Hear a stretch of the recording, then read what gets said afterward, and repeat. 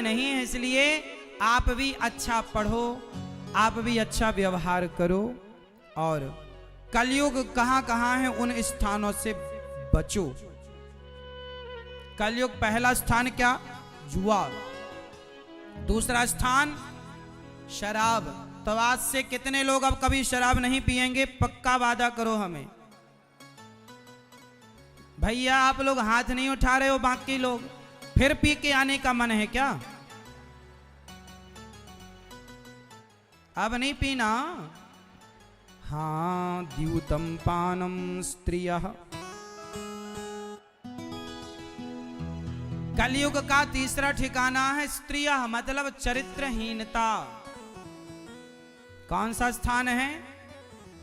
जो पुरुष अपनी पत्नी को छोड़कर पराई स्त्री से संबंध रखता है, जो पत्नी अपने पति को छोड़कर पराये पुरुष से संबंध रखती है, वहां भी कलयुग होता है। जहां चरित्र बिगड़ा कि कलयुग आके बुद्धि में बैठा।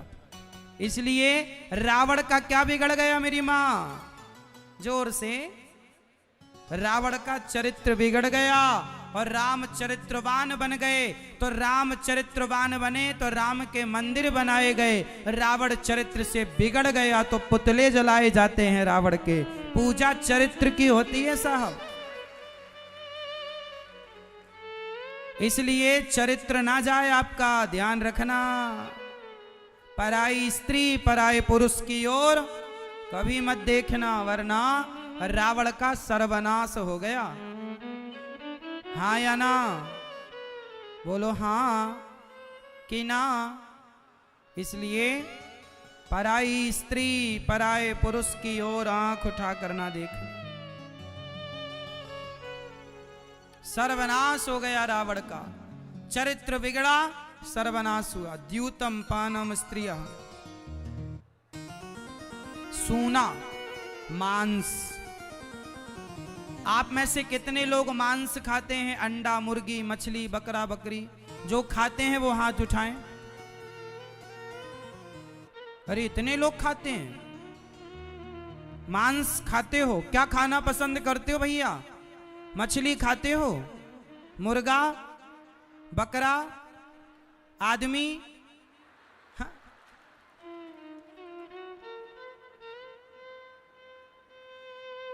ये मांस खाने वाले आपके दादाजी मर जाएंगे तो उन्हें भी पका के खा लोगे क्या? अच्छा ये बताओ, आप अपनी एक उंगली काट के जरा हमें दो, पकाएंगे उसे? दे सकते हो? बोलो हाँ या ना? नहीं। जब आपकी उंगली काटी जाएगी तो आपको दर्द होगा कि नहीं? हाँ या ना? तो जरा सोचो कि आपने किसी मछली को मार दिया, क्या आप गुनाह किया था? उस मछली ने आपका क्या बिगाड़ा? किसी मुर्गी को आपने मार दिया, क्या बिगाड़ा उसने आपका? आप बताइए, जब मछली पानी से निकलती है तो तड़पती है कि नहीं? उससे दर्द होता है या नहीं? मुर्गे को दर्द, वो बोल ना पाए अलग विषय है, वो अपने दर्द को समझा ना पाए वो अलग विषय है। बताओ, बकरे की गर्दन में लोग तलवार चला देते हैं, क्या गुनाह किया उस बकरे ने? आपकी गर्दन में कोई तलवार चलाए, दर्द होगा कि नहीं? फिर वे वजह किसी को दर्द क्यों दिया जाए? यदि मैं आपसे सवाल करता हूं, बताइए, क्या मरी हुई मछली को आप जिंदा कर सकते हैं? मछली खाने वाले लोग 200 रुपए किलो, 400 रुपए किलो मछली मिलती है। आप लोग 200 रुपए के लिए एक मछली की जान ले लेते हो। मैं आपको 1000 रुपए देता हूं, क्या एक मरी हुई मछली को जीवन दे सकते हो? चलो 10,000 रुपए ले लेना, क्या मछली को जीवन दे सकते हो? 1,00,000 रुपए ले लेना, चलो दे सकते हो? जब एक मछली को आप जीवन दे नहीं सकते तो किसी का जीवन छीनने का अधिकार आपको किसने दिया है? गुनाह, ये भी तो गुनाह है या नहीं? प्रकृति की बनाई, ईश्वर की बनाई सृष्टि के साथ छेड़खानी करना, आपको मछली मारने का अधिकार किसने दिया? क्यों आपने मुर्गे को मारा? क्यों आपने? अब आप कहोगे भैया मैंने नहीं मारा, मैं तो मरा मराया मुर्गा ले आया खा लिया। अरे पर मरा तो आपकी वजह से, आप ना खाते तो वो क्यों मरता? तो पाप हत्या करने वाला तो हत्यारा है, पर खाने वाला भी तो उस पाप का भागीदार है या नहीं? इसलिए मांस खाना, यदि आपके पास दाल चावल सब्जी रोटी बढ़िया मेवा मिष्ठान भगवान ने हमारे लिए फल फूल बनाए, कितना स्वादिष्ट 56 व्यंजन बनाया, ये छोड़कर आप मांस खाओ, तो ये बुद्धि का दिवालियापन है कि नहीं? मूर्खता है या नहीं? बोलो हाँ या ना। कोई आपके बच्चे को मारकर खा जाए, आपको अच्छा लगेगा? बोलो। फिर मुर्गी, वो मुर्गा भी तो किसी का बच्चा था, वो बकरा भी तो किसी बकरी का बच्चा था। किसी के बच्चे को आप खा गए।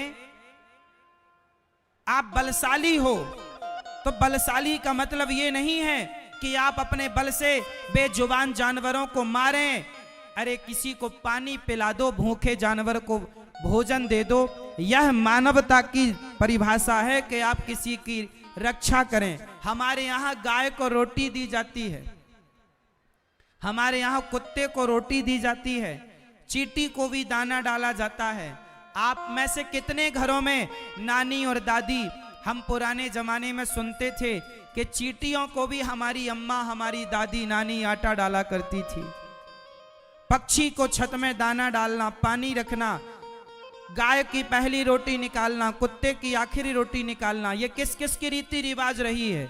हाथ उठाओ, किस किस की रीति रिवाजों में गाय को रोटी देना, कुत्ते को रोटी देना, चींटियों को दाना डालना, पक्षियों को दाना डालना, ये रही ना? ये रीति रिवाज हमारी हमें श्रेष्ठ बनाती है। सनातन संस्कृति श्रेष्ठ क्यों है? क्योंकि सनातनियों के पास दया है। यदि आपके अंदर की दया मर जाएगी तो आप किस बात के श्रेष्ठ हो? आपकी श्रेष्ठता आपकी सकल सूरत से नहीं है, आपके विचार आपको श्रेष्ठ बनाते हैं। और सबसे श्रेष्ठ विचार, इस धरती का सबसे श्रेष्ठ विचार कौन सा है? बताओ, इस संसार का सबसे श्रेष्ठ विचार कौन सा है? किसी की जान लेना या दया का भाव रखना? जोर से।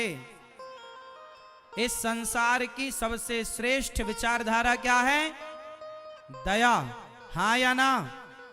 तो बताओ, किसी की हत्या करना सही है अपने स्वाद के लिए?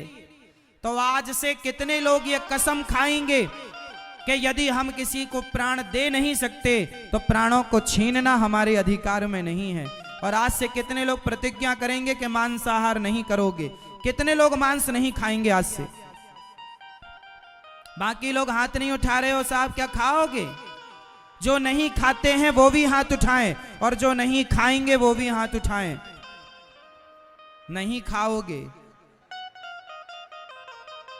मांस खाना सही है? उत्तर दो, मांस खाना सही है? तो क्यों खाते थे? अच्छा लगेगा तो कुछ भी खा लोगे। शेर को तो आप भी अच्छे लगते हैं, तो क्या शेर के सामने अपने आप को परोस दोगे क्या? बताओ। शेर के सामने आप चले जाइए, वो आपको नोच नोच कर खा जाएगा। तो शेर को आप भी अच्छे लगते हैं, तो क्या आप शेर के आगे अपने आप को परोस देंगे? नहीं ना। हर व्यक्ति को अपनी जान प्यारी है। ऐसे ईश्वर की बनाई सृष्टि सबको अपनी अपनी जान प्यारी है। क्यों किसी की हत्या की वजह बनना? और एक सज्जन बोले, महाराज जी, जान तो सबके अंदर होती है, गेहूं के अंदर भी जान है, चावल के अंदर भी जान है, धान के अंदर। अरे भाई, गेहूं चावल ये ईश्वर ने खाने के लिए ही बनाया है। इनमें प्राण यदि है तो इन प्राणों से हमारे प्राणों की रक्षा है। इनके अंदर हड्डी नहीं है, खून नहीं है, ये चीखते नहीं, चिल्लाते नहीं। आप मछली को मारिए, बेचारी तड़पती है। तो मछली खाना गलत है, पर गेहूं चावल खाना अच्छा है, क्योंकि ये ईश्वर ने हमारे खाने के लिए बनाया। शेर मांसाहार करता है, बोलो हाँ। तो शेर के लिए मांसाहार सही है, वो खाता है अपना। पर आप इंसान हैं, आपके लिए मांसाहार गलत है। गाय क्या खाती है, मांस या चारा? जोर से। गाय शाकाहारी है कि मांसाहारी?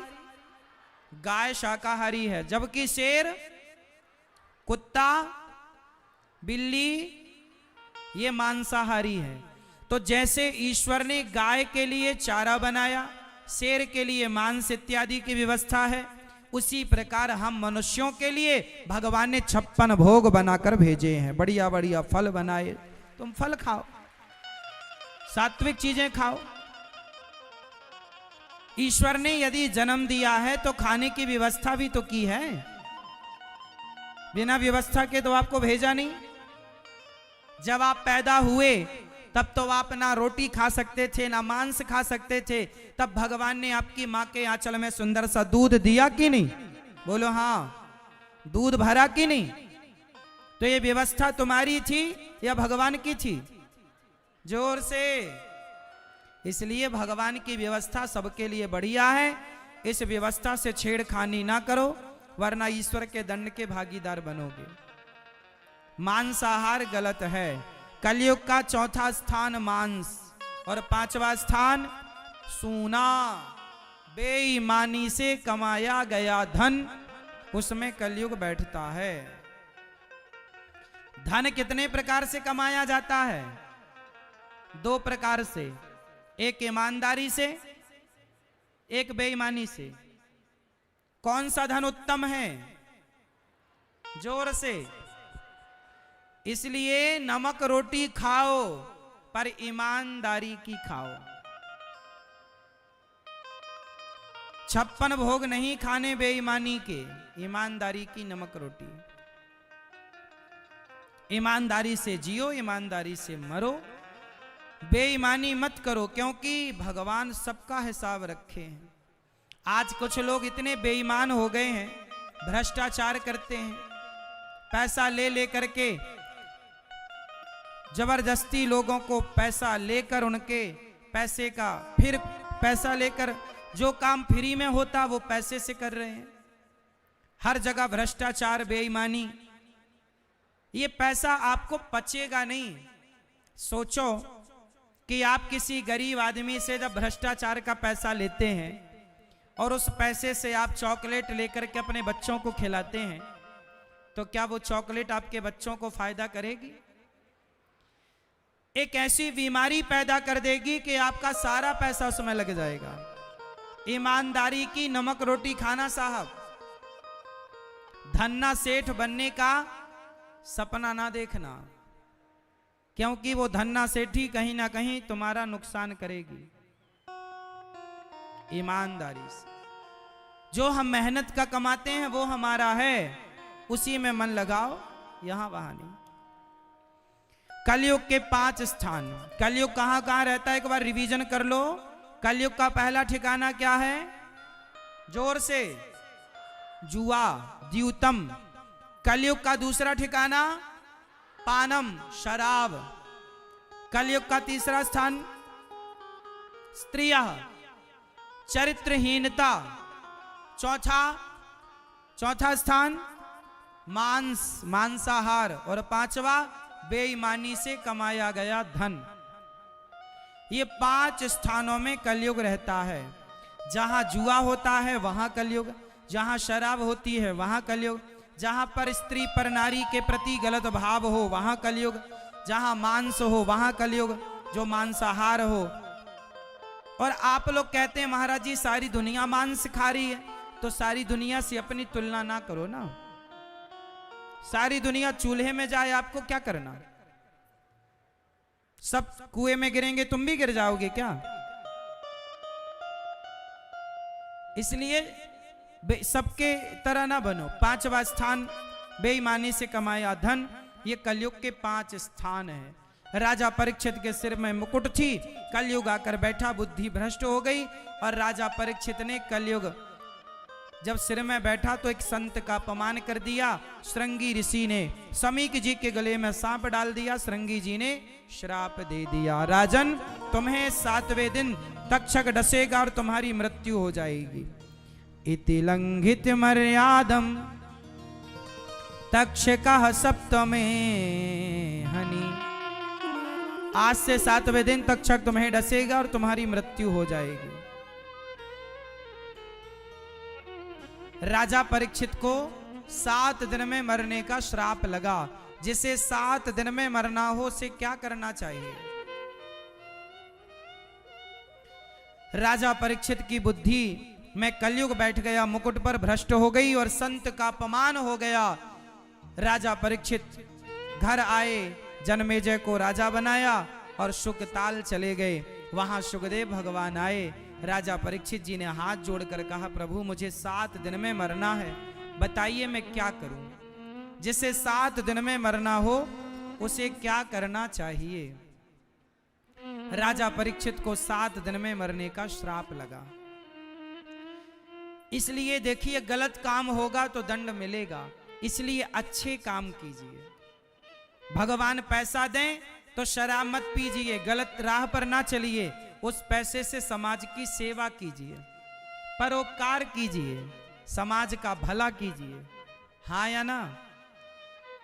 आप कभी वृंदावन आइएगा, अपनी आंखों से देखिएगा समाज में किस तरह की भलाई हो सकती है।